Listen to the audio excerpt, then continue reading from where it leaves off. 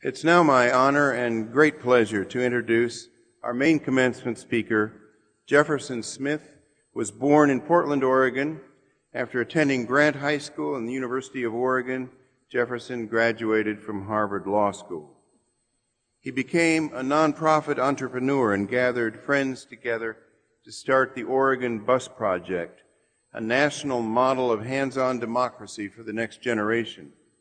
Over the last 10 years, the Bus Project has developed hundreds of future leaders, registered tens of thousands of new voters, launched national activities in multiple cities across the United States, won numerous local and national awards, and inspired democracy efforts from Oregon to Colorado and to Africa.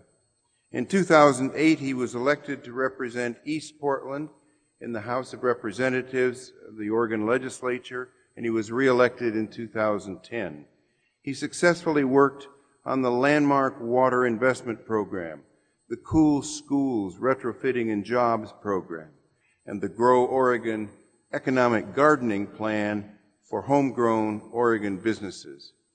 His good government work led to Oregon's Online Voter Registration Act, as well as the Transparency Act to put Oregon's budget online.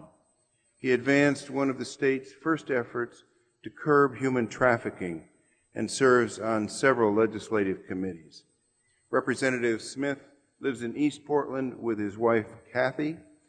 Please join me in welcoming this outstanding graduate of the University of Oregon, Jefferson Smith.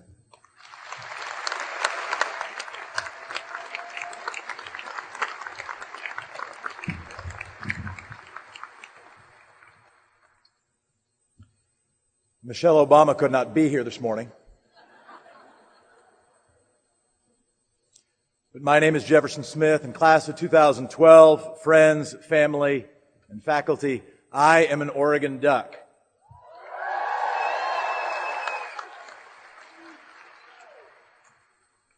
My wife's name is Katie. Hi, sweetheart. It is said that history has time for but one sentence for anyone. What will your sentence be? I sat through this ceremony before this beautiful arena had been built, alongside thousands of classmates and our families, and we asked ourselves essentially the same question. What will we be when we grow up? When I was in preschool, we were going around the class and talking about what we wanted to be when we grew up. We were going around, people were saying police officer, firefighter, real estate mogul. And then it came to my friend Raji, who I remember because he was the other tallest kid in the class. And Raji said that, I want to be a fire engine. And I, being a busybody in the class, said, Raji, you can't be a fire engine. And Raji said, my mom told me I could be anything I want. We sort of looked around the room. Our moms had pretty much told us the same thing. Now, it is not entirely true that you can be anything you want. But it's not as much of a lie as you might think. The world is pretty open. They say history has time for but one sentence for any of us. George Washington, father of our country, Harriet Tubman led the Underground Railroad. The generation of earlier last century, they call that the greatest generation.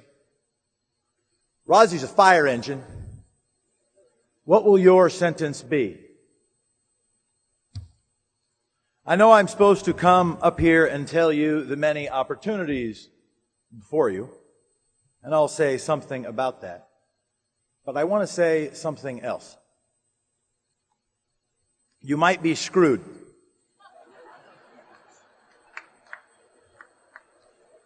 You might be screwed. I don't know why you're clapping. You've misunderstood the meaning of that word. Not just you, not just University of Oregon graduates, not just Oregon State or University of Washington, your whole generation. In some important respects, your whole generation is getting screwed. You're projected to be the first generation to face lower lifetime earnings than your parents. Many of you are looking for jobs in what economists say over the past 5 or 6 years has been the toughest job market since the Great Depression.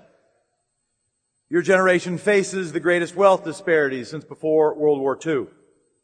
There are real questions about whether the systems of our democracy are in the position to solve our biggest problems and address the public interest. Other generations have had it hard, and you've had advantages. You haven't had to face a draft. You got a cool phone. It's like Star Trek. It's actually way better than Star Trek because they don't have like Angry Birds. The point here isn't to spark comparison about whether you have faced relatively more blessings or relatively more challenges than others. But as generations before you, the point here is that it is up to you to deal with those challenges. I want to offer a few thoughts and questions about coming to grips with that. And that includes rethinking some of our fundamental assumptions. This commencement is not a pity party. I am here to call you to service. First, how we define success matters.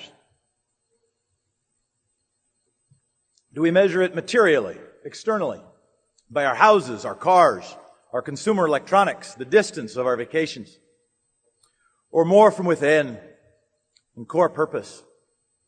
An over-reliance on certain measures of success can mess up a person, can mess up a country, can encourage folks to ring up unsustainable debt so that life looks good to the neighbors, can encourage banks to depart from a mission of smart capital access and to overdefine their mission as strictly the pursuit of profit. Even if greed were good, greed is not enough. Barry Diller led Paramount when he supervised both Michael Eisner, who became head of Disney, and Jeffrey Katzenberg, who became McKay in DreamWorks SKG. They helped transform Paramount and the modern movie industry. Big opening weekends called blockbusters because the line outside the movie theater would bust the block. Diller told the young Katzenberg, "I never want you to fight for a project because you think it might have a market. I only want you to fight for a project because you believe in it." And I thought about that. Why would Barry Diller say this? He is not some non-profiteer, some political advocate. This was Barry Diller trying to make money for Paramount. And it occurred to me, I suppose we work harder for something if we believe in it. It also occurred to me that perhaps we're bad guessers. Even armed with polls and focus group information, we can't be entirely sure what will please other people. A much better guide is our own internal compass. And when I pass along that advice, I do it also because maybe that fighting for things we believe in is one of the most important purposes of our lives. We often visualize success as a ladder. When I sat where you were sitting, I certainly did. Early rung, graduated from Grant High School in Portland, student body president, most likely to succeed. You don't have to clap at that. I didn't earn it. Next rung, after my father was taking care of me and my mother passed from cancer, I was fortunate to be able to get in-state tuition and a great education at the University of Oregon. Go Ducks. You're supposed to cheer louder when that happens. Go Ducks.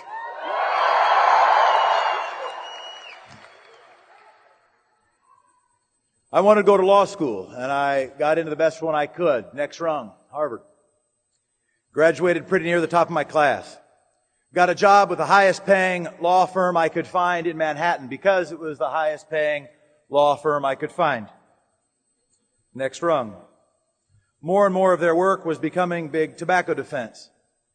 my mother had passed from cancer.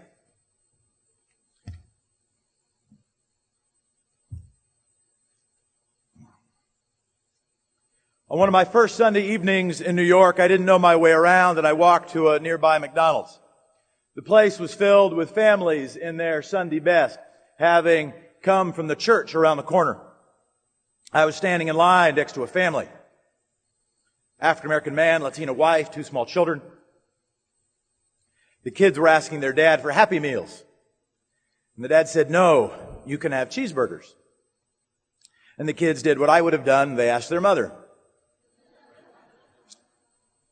And she turned to her husband and she said, "Can't they just have Happy Meals?" And he looked at her and he wasn't angry. He was scared. And he said, "They could. But then..." And here I was, 27 years old, projected to make $250,000 that year. And next to me was a family, obviously working, going to church, doing the right thing, arguing about whether they could afford Happy Meals for Sunday dinner in the richest country in the history of the world. My ladder got off its rails a bit after that. Not just because of it. It was not a single moment or a single imperfection or failure that shaped my choices. But I realized I wasn't cut out to represent Big Tobacco or eventually be a corporate lawyer. We so often have a vision of success as a ladder to climb.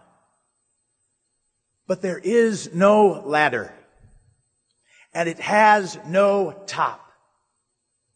And eventually we have to decide what we want to do, what we want to be, what we want to stand for. And eventually we die. Woo!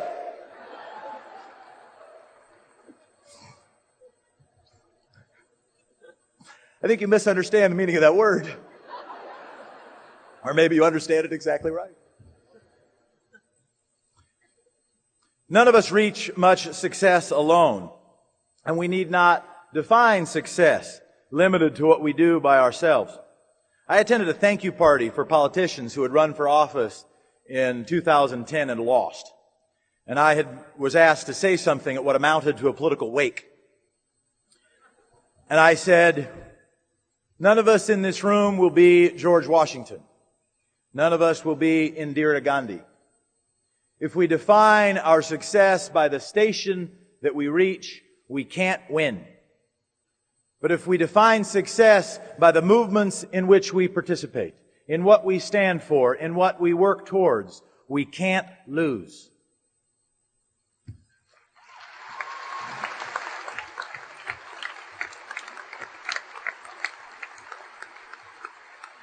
When invited to do a talk like this, we're supposed to give advice. This assumes that I know more than I do.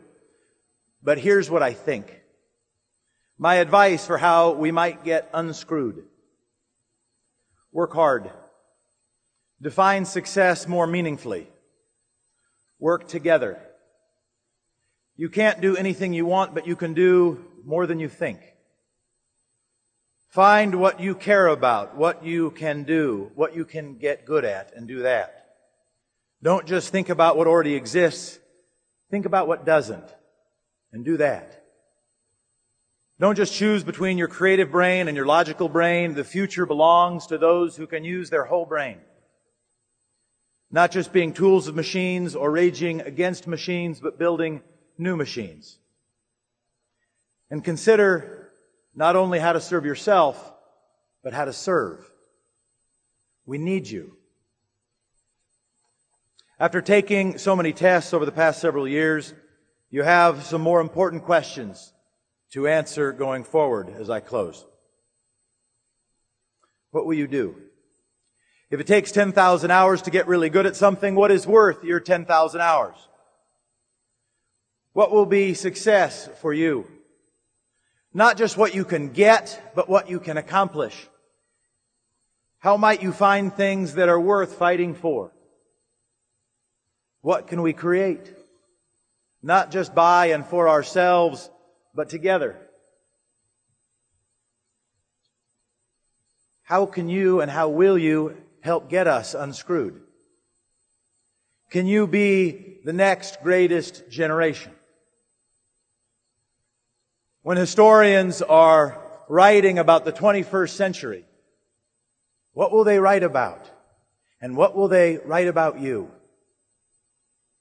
History has time for a sentence. What will your sentence be? What will your sentence be? What will your sentence be? Go Ducks. Thank you. Thank you.